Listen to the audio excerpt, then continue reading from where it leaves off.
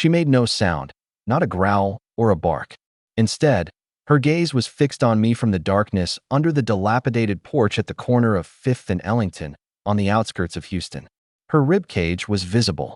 Her coat was tangled and parched, and her eyes didn't plead for assistance.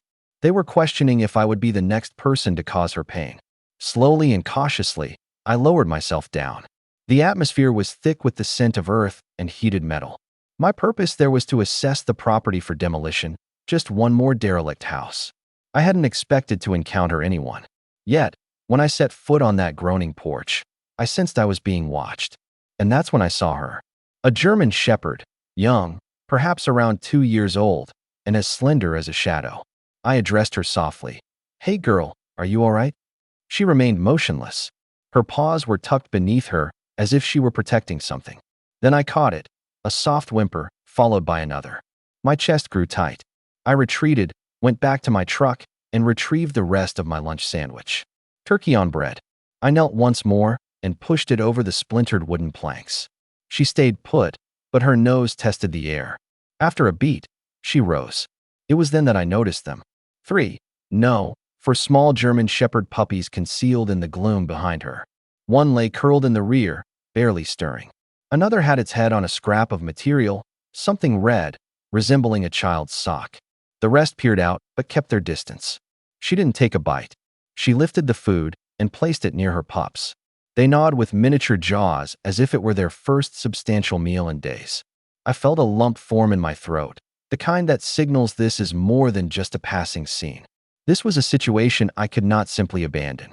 I remained for a few more minutes, making no abrupt movements, just sitting and observing, allowing her to realize I was not a danger.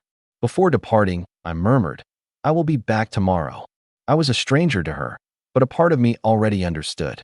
I could not leave her in that place. Not her, and not them. Not after seeing what was in her eyes. The following morning, I arrived before sunrise crested the housetop. I parked my truck on the opposite side of the street and approached with deliberate slowness, carrying a bag of fresh dog food and a small water bottle. The neighborhood was eerily quiet, filled only with the sounds of wind and swirling dust, and that porch, still buckling from years of decay. She was in the same location, ever watchful, but there was a subtle change. Her ears twitched in my direction upon seeing me. It wasn't trust, yet it wasn't fear. "Morning, Mama," I said gently. I took a seat on the porch's edge, taking care not to stare at her puppies. I set the food down in the exact spot as before.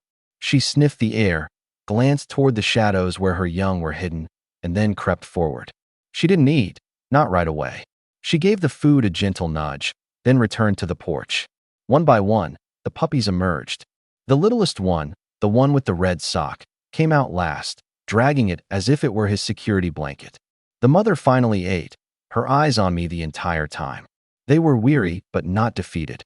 I observed that the smallest pup's rear leg shook when he attempted to stand. He tumbled twice before curling up again. A sense of dread washed over me. He required help. All of them did. I uncapped the water bottle and poured some into a shallow container. She did not try to stop me. She permitted the puppies to drink. She permitted me to stay. An hour went by, then another. I simply sat with them, saying little. She never barked or growled, just continued to look at me as if trying to figure out why I had returned. I scanned the yard. There were shattered bricks, overgrown weeds, and an old tire partially submerged in the dirt. Someone had discarded a tattered blanket near the fence. This was not a place for new life. It was a place where things went to be forgotten. Yet, this dog had somehow made the choice to remain, to guard, and to endure. I left a soft towel before I departed. I didn't turn around until I was back at my truck. She had collected the towel, carried it to her pups, and was lying down next to them, one paw gently resting on the smallest one. I understood I couldn't delay much longer. That tiny pup would not survive another cold night. The next day, I had to attempt something more. Sleep eluded me that night. Each time my eyes closed, I pictured her lying there, her skeleton visible beneath her hide, protecting her babies with nothing but sheer will, especially the little one. The one with the sock. His frail body was almost still. He didn't cry or whimper, just took shallow, slow breaths. At dawn, I prepared a box lined with a soft blanket, filled a thermos with warm broth, and took a leash I was uncertain I would even be able to use. I didn't want to frighten her or separate them, but I also knew that if I failed to act quickly, we could lose him. When I got there, she was waiting. This time, she was standing. As I neared, she didn't flee. Her tail was held low, but it gave a single, brief sway, like a flicker of hope. I set the box down near the porch and placed the warm broth close enough for the aroma to travel. She moved forward, sniffed, and then looked back. And then, she did something I hadn't anticipated. She gently took the frieliest pup in her mouth and brought him to the porch's boundary. She set him down next to the box and gazed up at me, not as if asking, but as if she were granting me her consent. My throat constricted. I whispered, "Okay, sweetheart. I've got him." I carefully lifted him into the box. He offered no resistance and didn't even open his eyes. He just trembled. She observed the entire process. The other pups were huddled behind her, still concealed by the shadows. I waited for perhaps 15 minutes, maybe longer. Then I sat right there on the porch and just spoke to her, explaining that I wouldn't harm her, that I would look after him, and that I would be back. She didn't move, but she didn't prevent me from leaving either. I took the box, put it in the front seat of my truck, and looked back one final time. She was still there, standing over the others, her eyes fixed on me. That journey to the veterinarian felt more protracted than any other I had ever made. I kept looking over, murmuring, "Hang in there, little guy." At the clinic, they immediately took him in. He was dehydrated, underweight, and his temperature was alarmingly low. The vet looked at me and remarked, "It's a good thing you brought him in when you did." I sat in the reception area, the sock in my hands. It was frayed and faded, but it seemed to carry the scent of hope. I wasn't just saving him. I was going back for all of them. The vet allowed me to remain after closing, saying I could sit by the kennel while they administered fluids.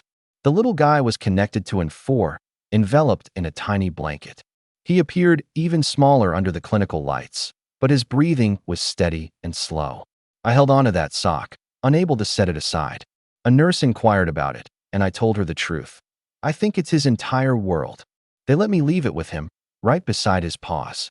And when he stirred in his sleep, just barely lifting his nose, he curled nearer to it, as if it gave him a sense of security. As if maybe, just maybe, he understood he was no longer alone. That evening, I returned home with empty hands but a full heart. My thoughts, however, remained at that porch, with the mother who had watched her baby be driven away and had not given chase. She had placed her faith in me, a faith I now had to justify. The next morning, I went directly back, armed with a new strategy. This time, I had a larger crate, more food, clean towels, and a soft rope, just in case. She was there, waiting as before. Her head rose when she saw me. No bark, no growl, just those same eyes, weary but observant. I knelt, opened the crate, and put food inside. Then I moved away. She approached cautiously, sniffing, before turning back to nudge the other pups. One by one, they came out, tentative and unsteady. But this time, they didn't retreat into the shadows. And then, without any reluctance, she entered the crate all the way. She turned and sat down as though she already knew it was time. I didn't close the door, not immediately. I sat with them for nearly an hour, letting them eat, letting them breathe, letting them choose. When I finally reached for the door, she looked directly at me, into me, and did not flinch. That was all the assurance I needed. I softly secured the door, whispering, "You're safe now." In the rearview mirror, I could see her eyes tracking the passing trees, and I grasped that this signaled not the conclusion of her struggle, but the beginning of something she had never experienced, security. And she had surrendered it all for them. Now it was my turn to give something in return. The shelter was unassuming, a small structure with peeling paint and chain-link kennels in the back, but it was spotless and secure. I had phoned in advance, explaining that I wasn't dropping off a mere stray, but was bringing in a family. When I carried the crate in, the room fell silent. A volunteer slowly opened the gate, and the mother emerged first, composed and strong. She didn't tremble or cower. She moved as though she were guiding her children into an unfamiliar realm. The pups followed, tumbling over one another. The smallest one, whom I had taken to the vet, wasn't with them, but his sock was. I had brought it back, just as I had promised. The mother sniffed it the instant I set it down. She gently prodded it with her snout before her eyes met mine. as if in full recollection and understanding. They got settled in a clean kennel furnished with soft bedding and fresh food. She ate with deliberation, allowing the pups to eat first once more. That part of her never wavered. I asked a staff member if I could linger for a bit, just to sit near them. He agreed. I sat on the floor with my back against the wall, observing them as they slept. The mother curled around them like a protective shield. Periodically, she would raise her head to check on me, not with fear, but just to confirm I was still present. The next morning, I went back to the vet. The little one was improving. He was still frail, but noticeably stronger. They permitted me to return him to his family. When I carried him into the shelter, wrapped in a towel, the mother went still. She rose slowly, approached the kennel's edge, and emitted the most gentle sound I had heard from her, a quiet exhalation, nearly a sigh.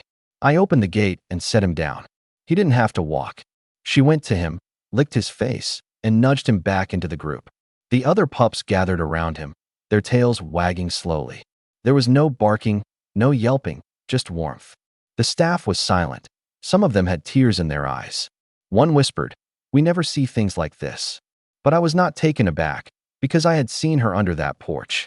I had witnessed what she was capable of enduring. And now, for the first time, she wasn't enduring it by herself. My visits became a daily routine, an unquestioned part of my day. I'd leave work, pick up a bag of food or some old towels from my house, and drive straight to the shelter. They began to call her Mara. I'm not sure who chose the name, but it suited her, strong and quiet, like the tempest she had weathered and overcome. The pups were growing more active, exploring their surroundings. The smallest one, the one with the red sock, was still delicate, but he could now stand and take a few steps before losing his balance. And each time he fell, Mara was right there, nudging him upright with the same serene patience that had kept them all alive. One evening, I brought a new toy, a small stuffed fox. The instant I placed it down, the largest puppy snatched it and dashed to a corner, his tail wagging furiously. The others followed, tumbling over each other as they learned to play. It was the first time I heard them make sounds, little growls, tiny yips. And Mara, she watched from her spot, her head on her paws, her eyes half closed. Safe. Finally safe. I sat beside the kennel and just observed. A shelter employee, a woman named Renee, sat down next to me. She said softly, "They're recovering so quickly because of you." But I didn't feel like a hero. I hadn't done anything extraordinary. I had just been present. That was all. I had been present when no one else was. Renee looked at me for a moment and then remarked, "Most people see strays and assume someone else will help, but that someone else never showed up." That observation stayed with me. Mara had been waiting, not for food or even for shelter. She had been waiting for someone who wouldn't flee when things became difficult, someone who wouldn't just leave a bag of kibble and vanish. And I came to understand that I wasn't just rescuing them. I was weaving myself into their narrative, and perhaps they were becoming woven into my own. The day the adoption papers appeared on the front desk, I felt a moment of paralysis. Renee presented them to me with a smile, but her eyes were inquisitive. "You've been here every single day," she said gently. "I thought you might want to make it official." I looked down at the documents, Mara's name, with 4 small boxes below it for the pups. It felt too overwhelming, too fast. This wasn't something I had planned. I wasn't even sure I was prepared.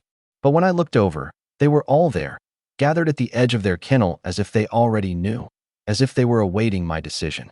Mara stood at the back, poised and still, but her eyes were gentler now, as if they held a flicker of hope. Real hope. I didn't sign the papers that day. I just sat with them as I always did, bringing fresh blankets and feeding them by hand. The smallest one, whom I had started calling Scout, still slept curled up with that red sock. It was grimy now, but I couldn't bring myself to discard it. It was his source of comfort, his anchor.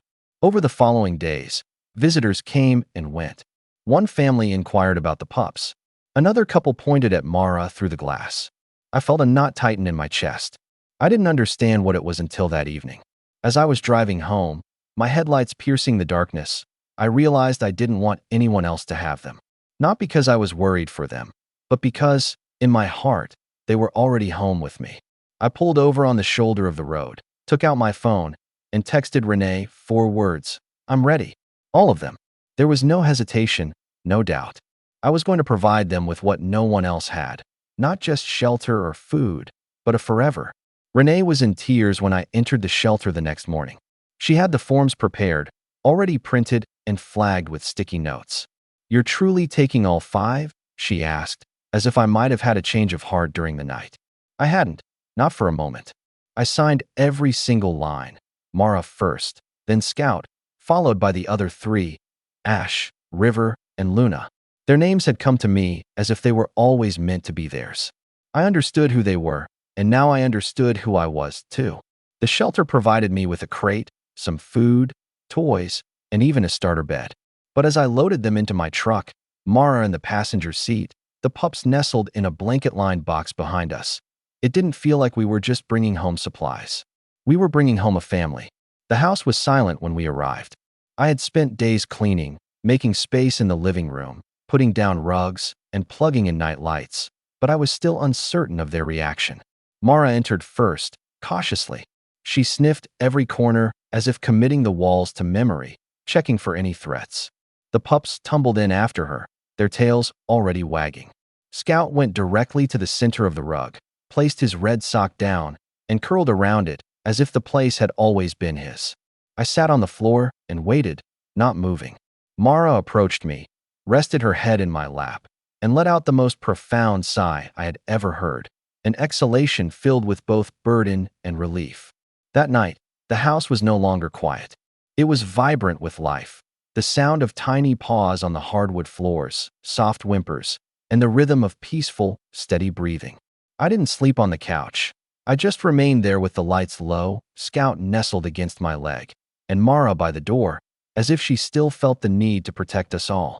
But I believe, deep down, she knew she no longer had to be the strong one. We were strong together now. It's remarkable how quickly a house transforms into a home. Within a week, the pups had discovered every hiding place, every stray sock, and every patch of sunlight on the floor. Luna would hide under the bed, emerging only at the sound of her name. River preferred to sleep in the laundry basket. Ash developed a habit of collecting all the toys in one corner, as if he were constructing a secret hideout. And Scout never parted with that red sock. It went with him everywhere, outside, inside, even to his food bowl. It was tattered and faded now, barely intact, but it was his, a fragment of his past he wasn't yet prepared to release. Mara changed as well. Her ribs vanished, and her coat grew soft. She began to run, not just walk, but a full gallop across the backyard, as if she had suddenly remembered she was still young, wild, and free. Every morning, she would nudge the back door open with her nose and take a quick lap around the yard before returning to round up the pups like a proud commander. I would watch it all, coffee in hand, my heart expanding with each passing day. But it was more than just observing. I started waking up earlier and going to bed later. My phone remained in my pocket more often. Work didn't seem as demanding. The world felt less heavy because every time I looked around, I didn't see a rescue. I saw my purpose. They weren't just fortunate to have been found. I was the fortunate one for having discovered them. Sometimes, I would sit on the porch at night, the same kind of porch where I had first seen her, and Mara would sit beside me, without a leash or a command, just a calm, steady presence. I'd scratch behind her ears and whisper, "You rescued me as well." She wouldn't reply. She didn't have to. Her eyes told me she already knew. It occurred on a peaceful Sunday morning. There was no big event, no forewarning, just a knock on the door. It was Renee from the shelter. She was holding a clipboard, but her expression was troubled.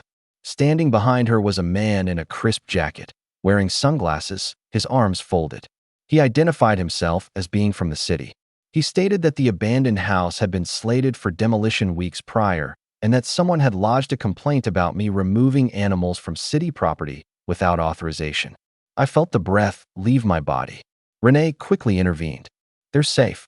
They're adopted. They're healthy." But he continued, using words like procedure, documentation, and unauthorized removal. I didn't catch all of it. My heart was pounding too loudly. Then he posed the question, "Do you have proof these animals were in distress?" I didn't reply. I had no photographs, no video footage, only my memory, only moments seared into my mind. Mara's intense stare, Scout's motionless body, the red sock on the cracked wood. But then, before I could articulate a response, there was a sound, soft pause on the floor. Mara stepped forward, calm and self-assured. Behind her were all four pups, tails wagging and ears alert. Scout ambled directly toward the man, his red sock trailing behind him like a banner. And for a second, just a second, the man fell silent.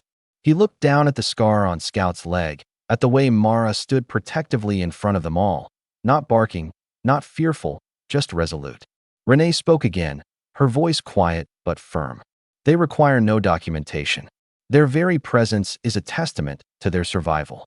He didn't contest it, just offered a curt nod and turned to depart. Renee lingered for a moment longer, giving me a look I will never forget. "You did more than save them," she said. "You gave them a story that no one can take away." That night, I sat on the floor, Scout curled up beside me, his sock tucked under his chin. And I realized, regardless of what anyone says, regardless of who might knock on our door, this is our home now. And nothing will ever alter that. Often, the most profound rescues are not a singular event. They unfold over time, through one quiet decision after another, one whisper of trust, one paw print on a porch. Mara did not ask to be rescued. She only asked not to be forgotten. And Scout, he never released that red sock. Because sometimes, even the most insignificant object can hold the greatest piece of hope. I believed I was offering them a new beginning. In reality, they were the ones who gave me mine.